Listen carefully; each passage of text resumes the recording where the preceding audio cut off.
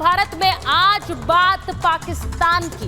पाकिस्तान जिस तरह से जम्मू को आतंक का हॉटबेड बनाने की तैयारी कर रहा है, वो मंसूबे कभी कामयाब नहीं होंगे, क्योंकि यहां दूसरी तरफ की तैयारी शुरू हो गई है। आज महाभारत पर यही बात होगी। जम्मू कश्मीर में फिर से आतंकी हमला हुआ, फिर से 5 जवानों की शहादत हुई। डोडा में हुए इस आतंकी हमले के साथ ही पिछले करीब 1 महीने में यह 7वां आतंकी हमला हुआ है। इसमें अब तक 12 जवान वीरगति को प्राप्त हुए हैं। इन सभी आतंकी हमलों की जिम्मेदारी या तो कश्मीर टाइगर्स ने ली है या फिर द रेजिस्टेंस फ्रंट ने ली है। यानी कि अब तक जो जम्मू कश्मीर जैश-ए-मोहम्मद, लश्कर-ए-तैयबा, हिजबुल मुजाहिदीन जैसे आतंकी संगठनों के निशाने पर रहता था, अब उनकी जगह कश्मीर टाइगर्स, रेजिस्टेंस फ्रंट जैसे संगठनों ने ले ली है।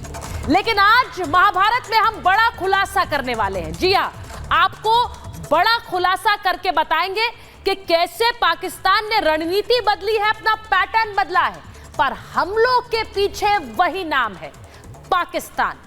आज महाभारत में आपको इसके बारे में बताऊंगी और हमारे साथ पाकिस्तान से भी मेहमान जुड़ेंगे और हिंदुस्तान से हमारे वो जाबाज जो लगातार पाकिस्तान से 2-4 होते रहते हैं। मैं आपको सबसे पहले बताती हूं कि कल हुआ क्या है, जिसके बाद आज हम ये खबर उठा रहे हैं। डोडा में क्या हुआ? सेना को आतंकी छिपे होने की इनपुट मिली और इसके बाद इनपुट पर सेना के जवान मौके पर पहुंच गए। जब वहां पर पहुंचे, सेना के जवानों ने सर्च ऑपरेशन शुरू कर दिया। सर्च ऑपरेशन जो शुरू हुआ, लेकिन इसके दौरान आतंकियों ने वहां से फायरिंग शुरू कर दी। अब इसमें आतंकी फायरिंग करते हुए जंगल में भागने लगे। सेना लगातार उन पर गोला बरसा रही थी। सेना के जवानों ने आतंकियों का पीछा किया, वो भी सघन जंगलों में गए।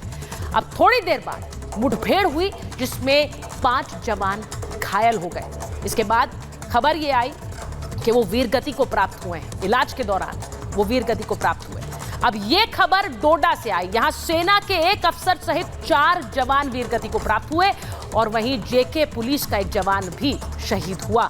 लेकिन डोडा की ये एक घटना नहीं है। कश्मीर टाइगर्स ने इस हमले की जिम्मेदारी ली है, लेकिन ये कश्मीर टाइगर्स नहीं है, ये पाकिस्तान से आए वो आतंकी हैं जो लगातार यहां पर घुसपैठ कर एक तरह से जम्मू को यहां आतंक का हॉटबेड बनाना चाह रहे हैं। लेकिन मैं आपको तस्वीर दिखा देती हूं कि यहां जो कुछ जम्मू में कल हुआ, उसके बाद देखिए हेलीकॉप्टर से वहां सघन तलाशी चल रही है। ये आप डोडा की कुछ देर पहले की तस्वीरें देख रहे हैं, जहां पर हेलीकॉप्टर से तलाशी ली जा रही है। दूसरी तस्वीर भी दिखाइए, वहां पर ड्रोन से भी नजर रखी जा रही है और ये हथियार बरामद हुए आतंकियों से।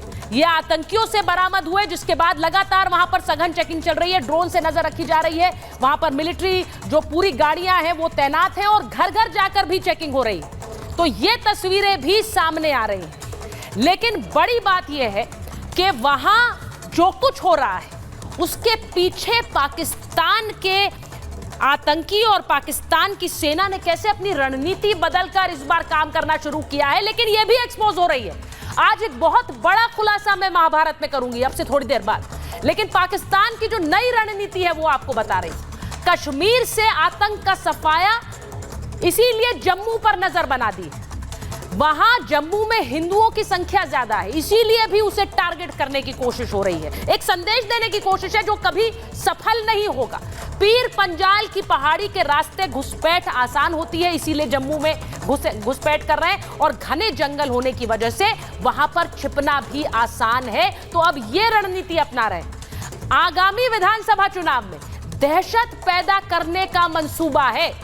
अब यह भी आपको बताएं कि चीन बॉर्डर पर जिस तरह से तनातनी चल रही थी, उसके चलते सेना ने वहां तैनाती बढ़ाई, इसीलिए जम्मू पर हमले आसान हो गए। यहां जम्मू पर अपनी नजर बना रहे हैं। घाटी के युवाओं को फिर से आतंक के रास्ते पर लाने की कोशिश कर रहे हैं, यह बताने के लिए कि देखिए ये तो हिंदुस्तान से प्रायोजित है और वहीं केंद्र सरकार यहां कुछ नहीं कर पा रही है। ऐसा संदेश देने की कोशिश कि केंद्र सरकार की सारी योजनाएं फेल हो रही हैं। लेकिन असल में ये पूरी स्ट्रैटेजी फेल होगी, क्योंकि मैं फिर बता रही हूं, एक बड़ा खुलासा आज आपके सामने करने वाली हूं इस पूरे आतंकी हमले को लेकर। पहले ये रिपोर्ट देखिए।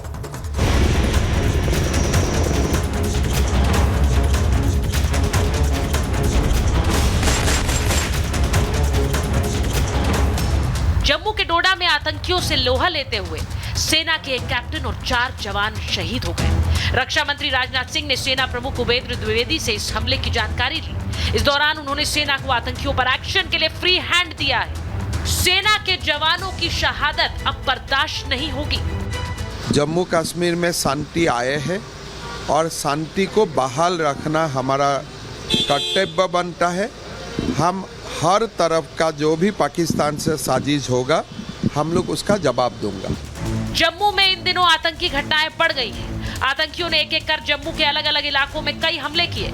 आतंकी जम्मू को क्यों टारगेट कर रहे हैं, इसके पीछे की अलग अलग कई वजह हैं। पहली वजह पाकिस्तानी सेना है, जिसके प्रमुख जनरल मुनीर अपने कार्यकाल को बढ़वाना चाहते हैं। यही वजह है वो जम्मू कश्मीर में आतंकी हमले कराकर भारत की जवाबी कार्रवाई का दबाव बनाना चाहते हैं। ने कहा है कि हाफिज सईद से हमारे पर्सनल ताल्लुकात है। आप पार्लियामेंट में पाकिस्तान के कहा गया है कि पुलवामा उन्होंने करवाया है, अंदर घुस के मारा है, वो पार्लियामेंट अटैक उन्होंने कराया है, कसब को उन्होंने भेजा है। अब इससे ज्यादा और बड़े में क्या पूछ दूं।